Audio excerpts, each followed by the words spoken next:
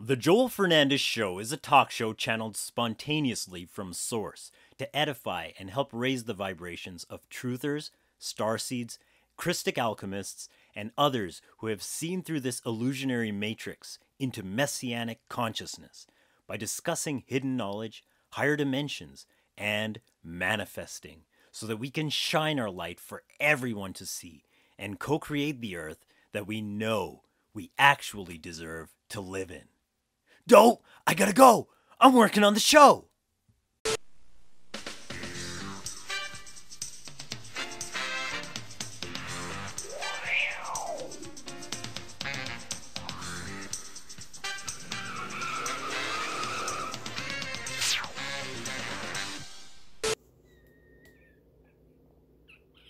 Welcome everybody to the Joel Fernandez Show. I'm Joel Fernandez, and today I'm celebrating my birthday. Well, the video is going to be up after the celebration, but I'm just starting off my day with some good old watermelon, and then I'm going to be heading out because, yeah, today's my birthday and we are celebrating. So I'll catch up with you guys later, I guess. 1, 2, 3, 4.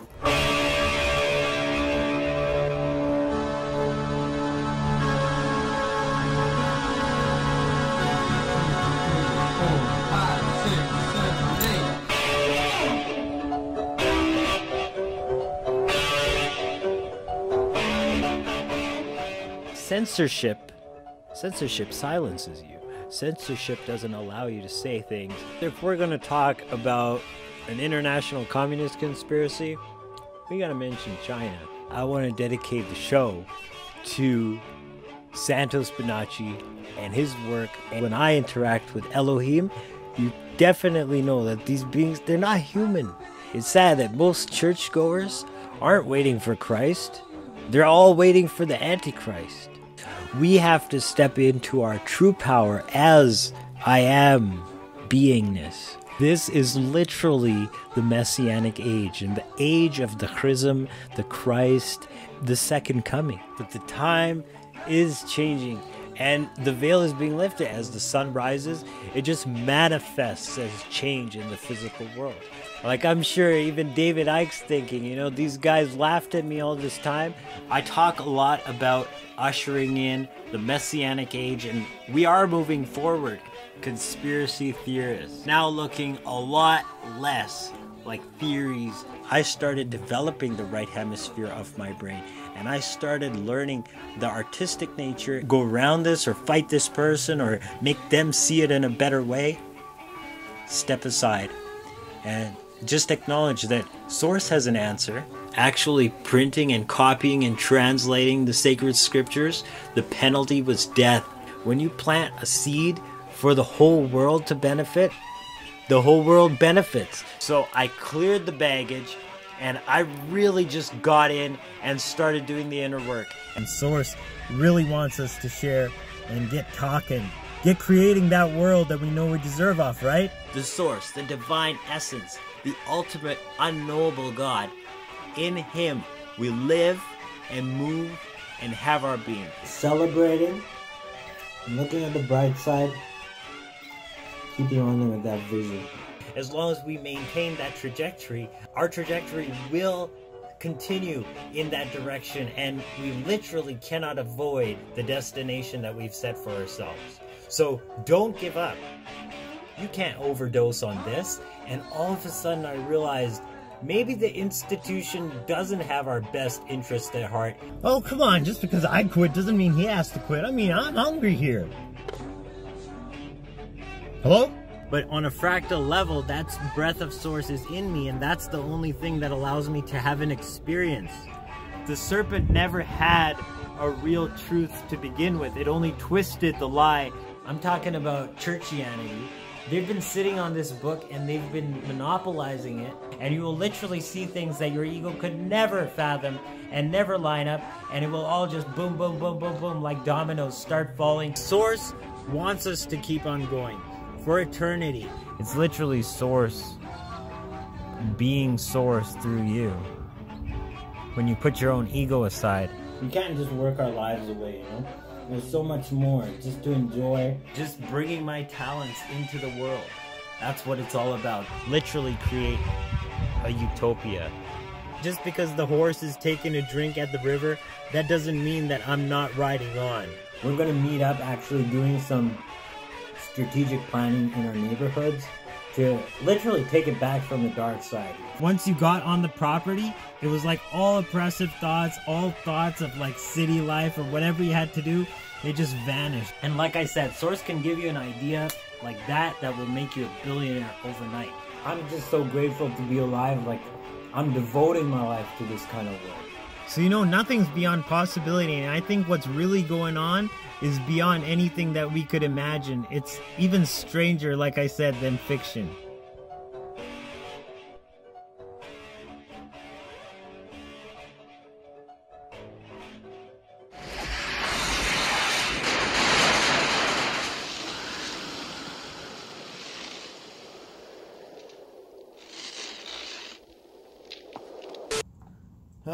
Well, here we are, episode 39. Honestly, I didn't expect this. And I've learned a lot across this process, man. Just with the way YouTube is and shadow banning, censorship, man. But you know what? I'm not here to people please.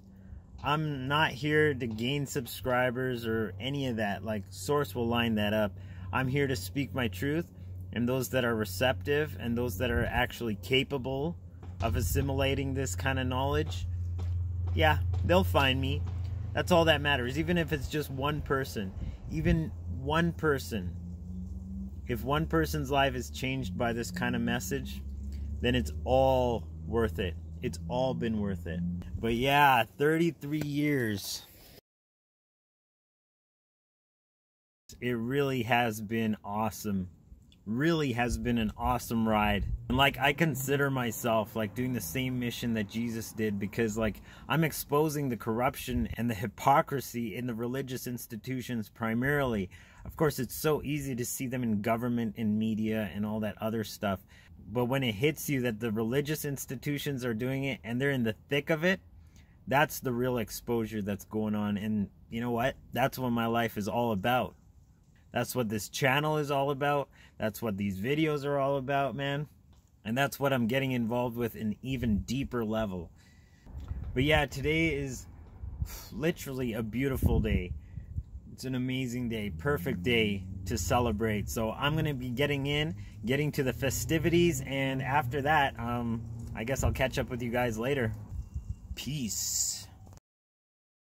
Well, here we are, guys. And you know what? It's been like a crazy journey, not just with this show, but honestly, like my whole life. I can tell, like looking back, just how Source has a divine providence just in how I'm being guided and how everything's lining up, even the things that I didn't plan, even what looked like was absolutely devastating. Even that ended up working out and actually making me a better person and more of who I'm here to be. It all serves some kind of purpose into making me who I am now and actually facilitating this message coming through. So yeah, looking back at all those episodes, like, it's been a fun ride. A really fun ride. But you know, I'm going to share one of the visions that I had very early on in this journey as I found my way back to Source and really tapping into my inner being and letting that guide me as opposed to my ego. And this vision actually corresponds with what I am come here to do. Now, whether it's me doing it personally or whether I'm going to lead other people and collectively we're going to do it, I don't know. But it's already in the works. It's already underway. And that's why Source is allowing me to release this vision now and actually share it with others. So the vision starts off with me in a house, and I'm in like this corner room with apparently Anton LaVey, and he's showing me the initiation rites into the secret society. And he has a little altar set up with like candles and herbs and all sorts of different things there. And there's this card on the table on which there's drawn a pentagram. And on the bottom 2 points, there are 2 different crystals. There's one white one and one black one. And then right above that, he has 2 candles. But on the side of the light crystal, it's a dark candle. And on the side of the dark crystal, there's a light candle. And right at the very top point of the star, there's a talisman. But he's explaining to me that the bottom 2 spokes are where the initiate begins. And then the next 2 spokes is the 2nd degree. And the very top pinnacle is the 3rd degree. And he said that you have the left-handed path or the right-handed path. When you get in on one, you think that the next step is going to be more of that same thing. But it actually crosses over and goes to the dark side. Same way, if you start on the left-hand path, once you get to the 2nd level, it crosses over and goes to white tantra. And he explained this to me like, when you get in, you think you're getting into this thing, but then the 2nd level is to show you that the opposite is also part of the same thing. And then at the end, you reach that apex, and that apex is Lucifer. And so I'm sitting there like, in this vision, I'm the one that's going to be initiated in this whole system. But he's telling me this, you know, before I even get to the 3rd level. And I say, well, knowing that now, I can't join you. And I think this is parallel to the times when I was really looking deep into like magic and just how to manipulate the universe. Like literal sorcery. And I was researching all these different techniques and all these different schools. And I found out later that what my dream was saying was actually the way things are. That you come in one way, and then before you know it, you've gone through the other side of what you thought was evil, and then at the end it unites all this stuff and says, you know what? In this duality matrix, Lucifer is the one that's in charge. But that just feeds the physical, mundane aspect of things. And I said, you know what? I'm transcending this physical dimension. I can't be a part of this. And he looks at me and he's like, you already know too much. So I book it. I'm running out of this mansion like you wouldn't believe. And I run out of the room and down this spiral staircase. And right at the end of this spiral staircase, right in front of me, there's like a refrigerator. So I run into the refrigerator, and like, what's weird is I'm not me in the dream. I'm actually like a blonde Caucasian guy, and really weird, but in the dream, like, this is the perspective I have. And in the house, like, there's all this ancient furniture, and it's like really palatially furnished, which is, you know, kind of cool. I kind of like that. You know, I wouldn't want to live in a house that's so laden with antiques, but I do like that kind of style. And so, like, I can see his minions, like, running down the stairs, and then they're looking for me. They can't find me. So they split, and they go down the hallway, one to the left and one to the right. And I'm still hiding out in the refrigerator.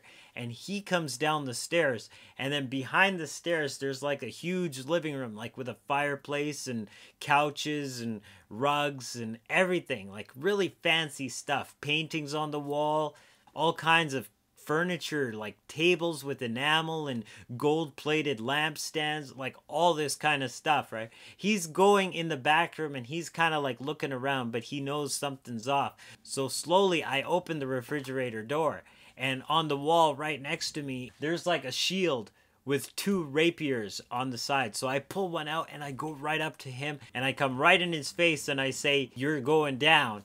And he looks at me and he's like all calm, nonchalant, right? And he's like, "You can't beat me, but if you want to play this way, sure." So there's another shield with some rapiers on his side of the wall, and he grabs one, and then we start fencing, like literally Count of Monte Cristo style. We're going all over the furniture and jumping here and up and down and all around. And then after this really intense back and forth dance, I draw first blood.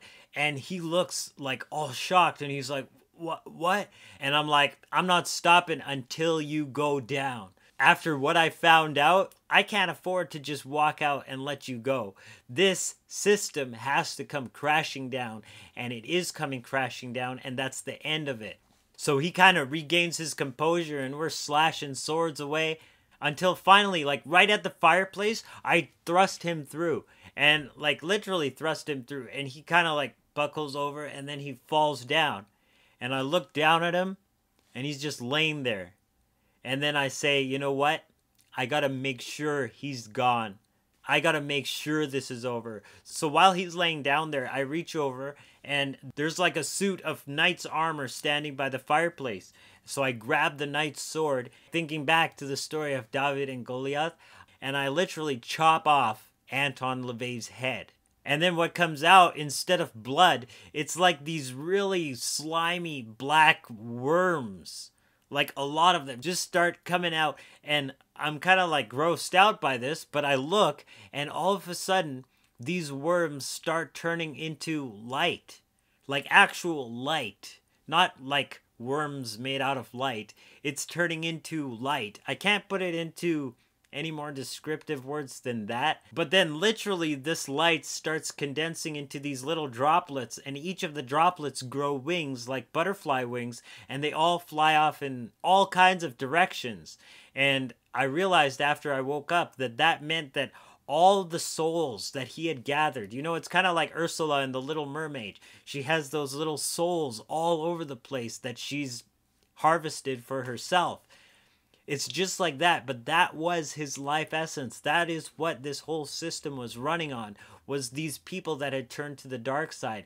And when I cut off that head of the beast, I literally saw that those souls were transformed into light when they weren't imprisoned in this system. And as they started leaving, as they regained their true form as light beings, they grew these little butterfly wings. And of course, butterflies represent the transformative new creation.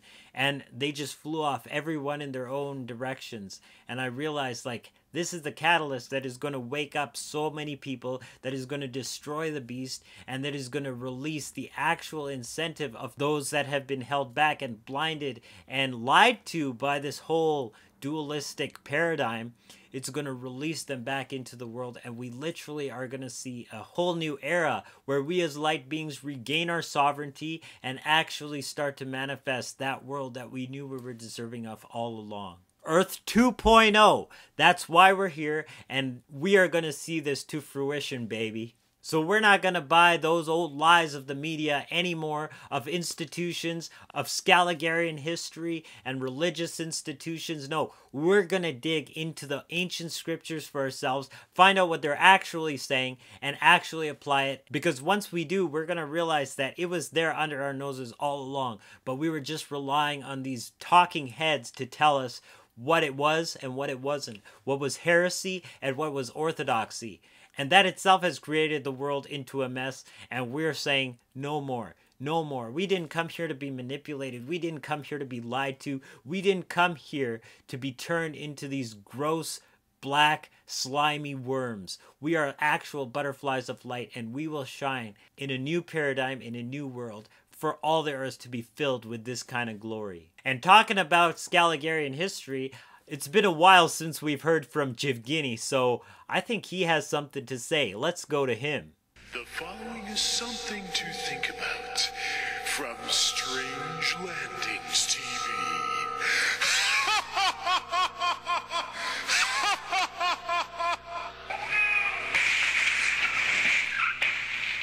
Martin von Baumgarten was a cavalier and a nobleman of the German Empire. He visited Egypt and wrote down his first-hand witnessed accounts of a time before the official history was fabricated. He says the MAMLUKs are Christian. They baptize their children when they're born. After giving details on their baptism rituals, he later says, and so most of the MAMLUKs come from various Christian nations like Germans, Albanians, Serbs, Italians, and Spanish. This dagger of the pharaoh is decorated with animals from Europe. The Mamelukes were not slaves who started ruling, as modern historians assert with authority, because there are no surviving Mamelukes to object. These were in fact Christian people who inherited the treasures of Egypt from their forefathers. The loss of technology is clearly seen in the devolution of building techniques, where the lower layers are of much higher quality masonry, with larger stones and higher technologies.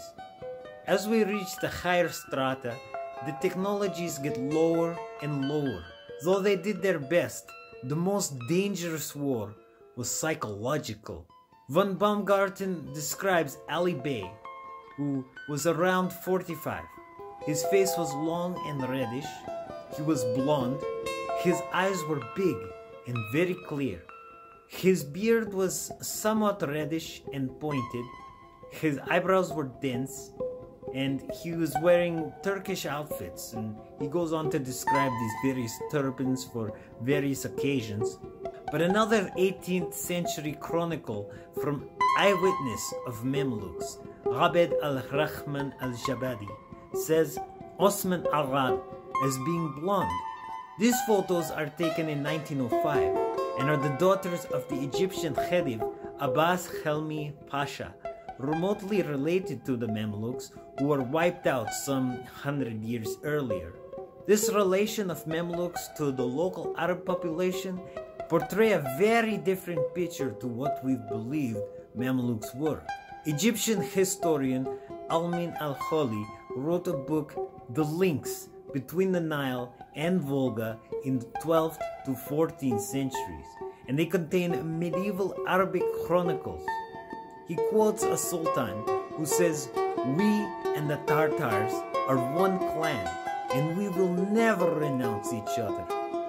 Further, the ratification issued by the sultan were fully valid within the areas of Volga, so the merchants traveling back and forth were immune from paying the duties imposed on the outside traders. Sultan al-Mansur Qawalun, although in Egypt for many years, never found the need to learn the Arabic language. His predecessor of the Baibars also needed a translator, and one of the most famous emirs did not even find it suitable to use Arabic in his palace. And so he kept translators to communicate with the Arabic-speaking Egyptians. After time, many survivors blended in with the Arab population and accepted Islam. Others remained Christian, and those nowadays are known as Copts or Coptic Christians. Now, according to the official history, Egypt was freed from the oppressive Mamluks by Western military forces. And if it was that Christians freed the Copts, we would expect them to rejoice upon meeting similarly minded people who believed in Jesus Christ. But they didn't care about any Jesus Christ. The churches were plundered, and the leaders of the clergy went on without any record. Coptic Christianity still had the original teachings of Christ, but the parasites quarantined the Coptic Christianity for some 50 years, waiting for one generation to completely die out and forget their heritage.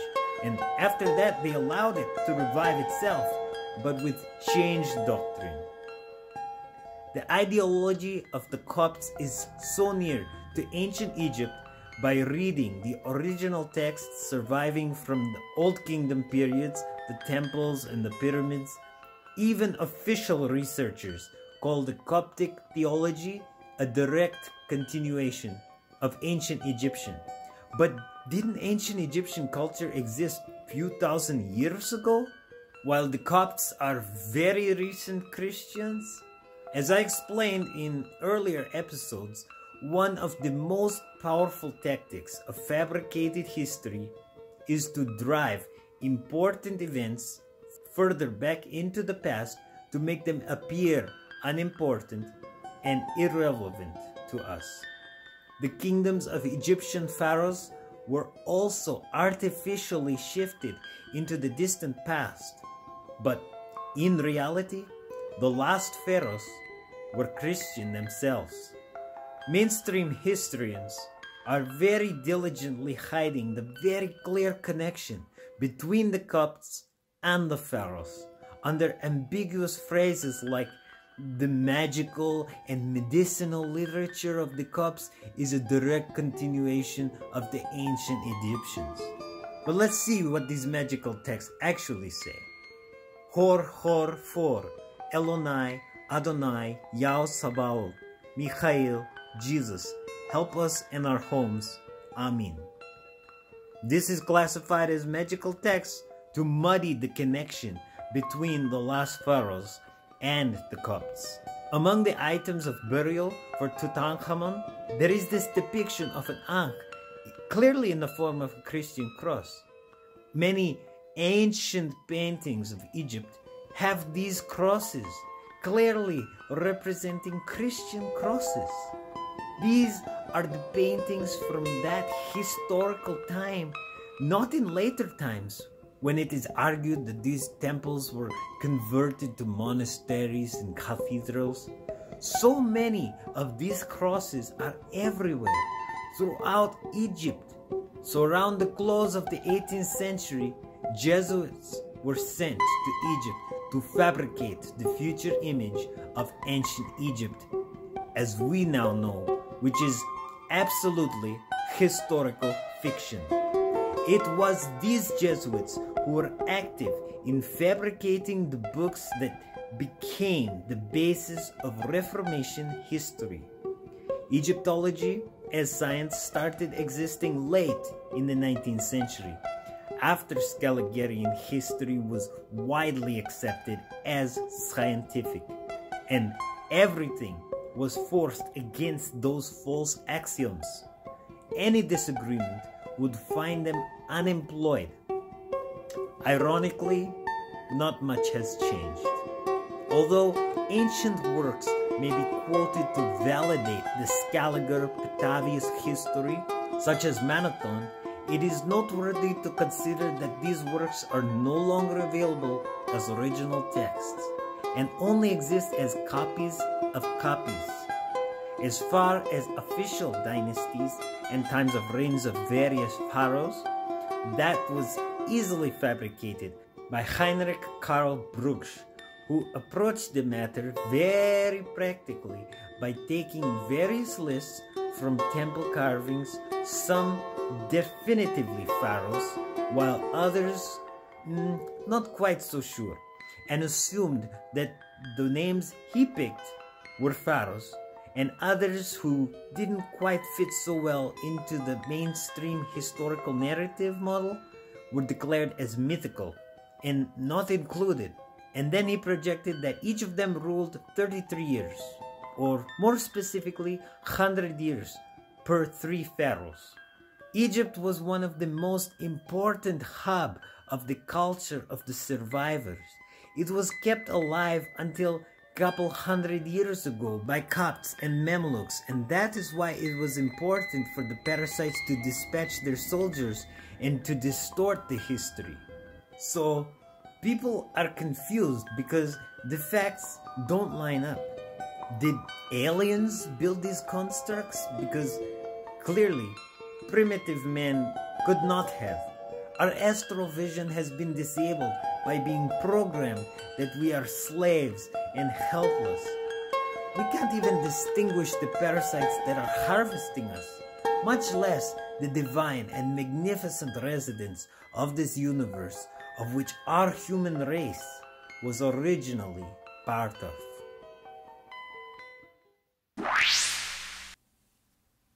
Well, what do you know? What do you know? Like, all this kind of stuff that's come to the surface, like, it's been amazing. It's been amazing just digging in and realizing what history has to say, what kind of legacy we've been sitting on, just what is this inheritance that we have waiting for us once we claim our sovereignty.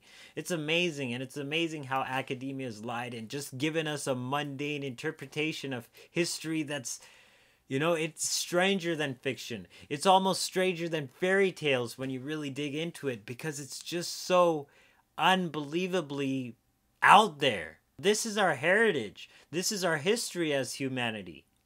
And we were told that our ancestors were cavemen, that we weren't anything better than apes learning how to use twigs and rocks for tools. Man, we are magical beings. We are B'nai Elohim. We are literally transcendent beings that no other creature in this world has a society like that of humanity, that learns things and creates things. And yes, there are tool workers. Yes, dolphins have communities and communication skills, but they don't have cities. They don't build cars and jet planes. They don't have computers. So we literally have, as humanity, this potential to download these transcendent ideas, bring them into this physical earth plane. And because of that, if we tap into the right sources and not the wrong sources, we can literally, guys, manifest Earth 2.0. The utopia that is testified by, some of these ancient megalithic structures, the pyramids of Giza, even the stones of Solomon's temple. All throughout the world, there are these pyramid structures. Why? Because that is our heritage. This is what we were told, the Atlanteans were up to. All of that is our history. And we're told that we were nothing better than, rock chiseling apes. Come on, guys. Come on. Even the Neteru of Egypt, people wonder, why do they have hawk's heads? And why do they have the head of a jackal or the head of a crocodile or any of that? It's not that our ancestors were just using their imagination, trying to put things together and make symbols out of it. No, they were very smart. They were like you and me, the exact same brains as you and me. And everything that we think is in our modern day, guess what? The people of Nimrod thought they were the modern day after the flood. And then they started building this tower and they said that, what? No matter if another flood comes, we are going to ascend to the sky and the flood can't touch us. It says Nimrod began to be a mighty hunter before the Lord. Well, if you look at that in the Hebrew, it's actually saying Nimrod began to be a Gibborim before the face of Yahweh. What is a Gibborim? Well, it literally means a giant. He was into all this genetic splicing because that was taught by the Nephilim before that. And he started experimenting with human DNA. He was the first one to teach humans to kill their children and offer them as sacrifices to these demonic hordes. It got so much so that during the building of the Tower of Babel, a brick was worth more than a man because it took a whole year just to get a brick to the top of that tower. And if a brick fell, man, they wept. But if a man fell, no problem. And all of this was done in the face of Yahweh, literally meaning the face of cyclical justice. And what goes around comes around. And that's why that whole system and that tower had to be destroyed. But guess what? It still lives in our present day as the beast of Vatican City. Because when the Babylonian Empire fell to the Persians, those Babylonian priests, the ones that wore red, they moved to Pergamon. And in Pergamon, they built up the altar of Zeus, which is in the Apocalypse of John called the throne of Satan.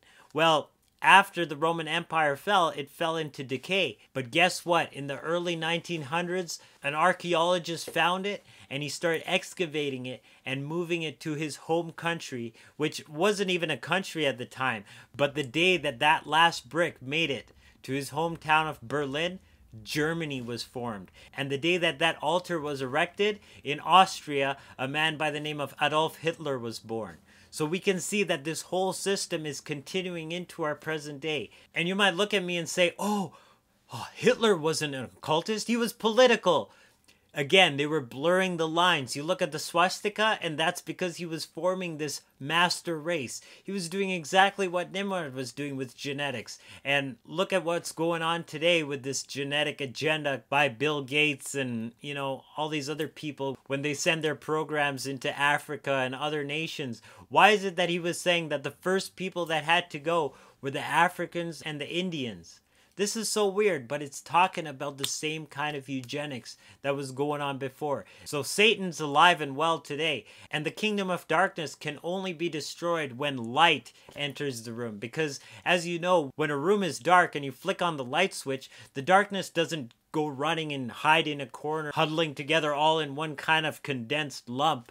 No, it literally cannot exist in the face of light because it's only the absence of light. That's what we're looking at. Us light beings, we've been asleep. The real churches have been asleep. I'm not talking about churchgoers. I'm not talking about institutions. I'm not talking about the beast that sits in Vatican Hill. I'm talking about the real church. We've been asleep. And because we were asleep, Evil literally was running amok, but no more. No more, because we are reclaiming our sovereignty. We are sovereign beings, and for many of us, we're already leading the edge forward. We're already seeing the new manifestations come through already in our lives, in the lives of those around us, in society around us. We're starting to see through the veil of the media, and we're seeing them scramble. We're seeing them fall left and right. We're seeing this whole system be exposed. Literally the dying gasps of a beast in its last moments, because we have risen up, we have reclaimed our sovereignty, and we have decreed as the living logos, no more. All that Yahweh had to do when he came down to witness what was going on at the Tower of Babel, all he had to say was, Babel! And they couldn't understand each other no more. So right now we decree Babel over the enemy, we decree Babel over the kingdom of darkness, and we decree Babel over all of the demonic hordes and confusion in their camp, because we are the kings and priests of this new era. We are the agents in place for the kingdom of heaven, and we are downloading a world like we've never seen before, and they didn't anticipate us to rise up. Watch them fall. For Babylon the Great is fallen, and is become the habitation of devils, and the hold of every foul spirit, and a cage of every unclean and hateful bird. For all nations have drunk of the wine of the wrath of her fornication, and the kings of the earth have committed fornication with her, and the merchants of the earth are waxed rich through the abundance of her delicacies. The merchants of these things which were made rich by her shall stand afar off for the fear of her torment, weeping and wailing, and saying, Alas, alas, that great city that was clothed in fine linen, and purple and scarlet, and decked with gold, and precious stones and pearls. For in 1 hour so great riches is come to naught, and every shipmaster and all the company and ships and sailors, and as many as trade by sea, stood afar off, and cried, when they saw the smoke of her burning, saying, What city is like unto this great city? And they cast dust on their heads, and cried, weeping and wailing, saying, Alas, alas, that great city wherein were made rich all that had ships in the sea by reason of her coastlines. For in 1 hour is she made desolate. Rejoice over her, thou heaven, and you holy apostles and prophets, for God has avenged you on her. Because it finishes by saying, In her was found the blood of prophets and of saints, and of all that were slain upon the earth. So yes, we know that the city built on 7 hills was Rome. So it's not talking about Babylon, but that whole system was moved to Rome. And you know what? It's the same empire that runs the world today. Through the Vatican, it owns your soul. Wake up and see the Triple Crown, because Pope Boniface, or do-gooder, yeah, he really did well when he wrote his papal bull and sealed it with blood, cast a spell on it, and put it in their vaults in the Vatican. They lay claim to the whole world, to your land, to all your property, and to your very soul. This is the Triple Crown, the triregnum of the Pope of Rome. And here we go, number 3. Number 3, this is where it starts to get really weird. This is where they start doing some real occult stuff on us. Well, already started, but this gets even worse. So the grantor here is the Pope again, fine. Executives of the Roman Curia, trustee college of cardinals. But over here, we have the beneficiary, and the beneficiary is the prince and defender of faith. Now, there was only one defender of faith created, and it was by the way, no papal bull you see anywhere on the internet is real. Not one. Every one of them is a fraud, a corruption of the original instrument. You cannot see original papal bulls. I wish they would show us, but the problem of them revealing original true papal bulls, they have one problem, is that up until the 18th century, the real ones were written on human skin. So I think it would be a problem if the Vatican started to reveal documents written on human skin, particularly with DNA, to show that it wasn't just human skin, it was the skin of children. So the Prince and Defender of Faith was all about salvation. Salvation is salvaging. Salvaging what?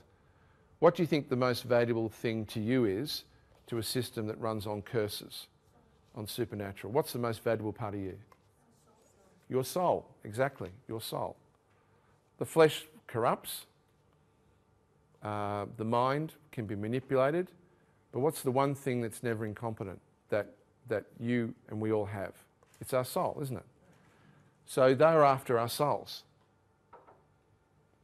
as black magicians. And they invented a concept and they used it as part of the Eucharist. When you go to Mass, what's the wafers and the wine, what is it supposed to convert into? Right. And there's a word for that. What do they call that word? Transubstantiation. Exactly. So it's a doctrine. Transubstantiation. In other words, something in one physical or spiritual form can shift into another physical or spiritual form. So something physical can become spiritual, or something spiritual can become physical. Because if you can go one way, you can go the other way, right? Yeah? Are you aware that they really have this obsession with gold? Yeah? Yeah? Precious, precious. They even do it in public. Like the precious is public notice. They love it. Yeah? What do you think the gold is in light of what we just said with transubstantiation? What do you think the gold is representing now in their vaults, in their penitentiaries? People's souls. People's souls. But that system has already come crashing down, and we're witnessing the dying gasps of this beast. And that is the life work that I have now accomplished. Now that my 33rd year is done, it's already set forth. And all we have to do is watch the dominoes fall. So be part of this leading edge. Take up your mantle and really walk forward, because this acceleration is moving forward. Be on the leading edge. Speak your truth, whatever that looks like, whatever it is. You have people that need to hear what you have to say, whether it's one person or 100 million. Doesn't matter. That one person is all the difference that it makes. If that one person walks away a changed life, if that one person takes away some ounce of truth from what you have to say and really incorporates it into their own life, it all was worth it. That's what's kept me going with this show, with the reasoning sessions, with all the videos I make. It's all about that one comment I get. Just, oh, thank you, brother, for what you say.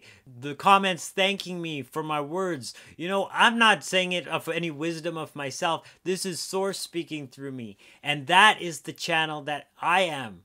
I am allowing Source to bring whatever message Source wants into this world. And right now, it's a message of hope. It's a message of potential. And it's a message of power, empowering us to really stand up and be the kings of this new system, bringing the kingdom of heaven onto the earth. We are the rulers of the kingdom of heaven in this earth plane, and as Christ was, so are we in this world.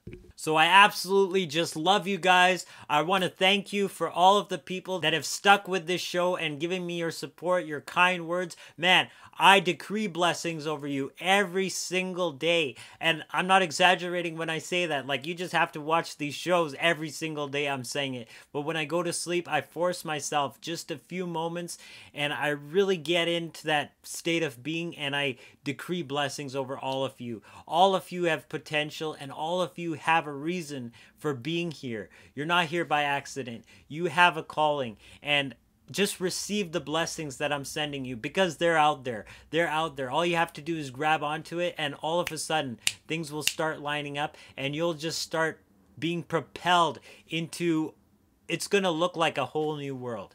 It did for me. It did for me at the beginning of this lockdown. You know, I didn't expect this to unfold out of it. I just said, I'm going to tap into Source. I'm going to realize, you know, what's important in my life, because my day-to-day job, the relationships that I was pursuing, all the materialism that I was thinking that I wanted, you know, all of that was stripped away. And I realized, you know what? Hey, there's a deeper meaning to life, and I'm going to tap into that. I'm going to make that real for myself. And from there, a whole bunch unfolded, not just for me, but for the people that have really gained from this message. That is the ultimate goal in life. That is the ultimate satisfaction, when you can change other people's lives. So I'll check you guys in another video. We're one episode away from 40 episodes. So I'm going to have something special planned for that too. But stay strong. Keep the faith. Keep fighting. We got this. We got this. Agape. Salaam. Namaste. Hotep.